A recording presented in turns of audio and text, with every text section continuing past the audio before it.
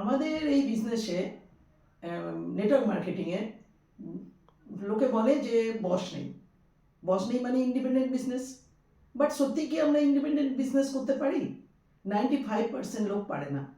কেন না, আমরা বাই নেচার ছোট থেকে কখনো মা বাবা শাসন করেছে ছোটবেলায়, তারপরে টিচারের উপর ডিপেন্ডেন্ট, তারপরে বড় হয়ে কারোর না কারোর উপর ডিপেন্ডেন্ট। তো ডিপেন্ডেন্সি আমাদের মধ্যে ছড়িয়ে আছে। ম্যাক্সিমাম লোক কী করে, বড় মিটিংয়ে কোথাও হুক করে দেবো, কাউকে প্লাগ করে দেবো, মিটিংয়ের বাইরে দাঁড়িয়ে নিজে ডাউনলাইনকে ঢুকিয়ে দিল, নিজে বাইরে দাঁড়িয়ে আছে। আবার ম্যাক্সিমাম লোক আবার কী করে, দু চারটে ডাউনলাইন এলেই হয়তো লিখছে বা একটু বেশি ওভার করে। প্রশ্ন যদি তাকে করা হয় অন দ্য স্পট মিটিংয়ে, দেখবেন সে কিচ্ছু বলতে পারবে না।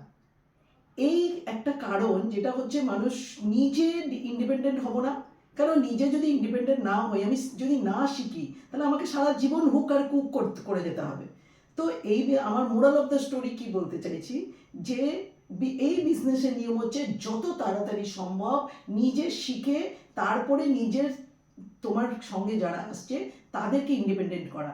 আজকে আমার টিম যদি সারা জীবন আমি ঘষে নিয়ে সারা জীবন বয়ে বেড়াই, তাহলে কি আমি আজকে আগের দিকে এগিয়ে যেতে পারবো, বা আমার বিজনেসটা বড় জায়গায় যাবে? তো ইন্ডিপেন্ডেন্ট লিডার তৈরি হচ্ছে বলেই কিন্তু আমরা গুটি গুটি পায়ে সামনের দিকে এগোচ্ছি।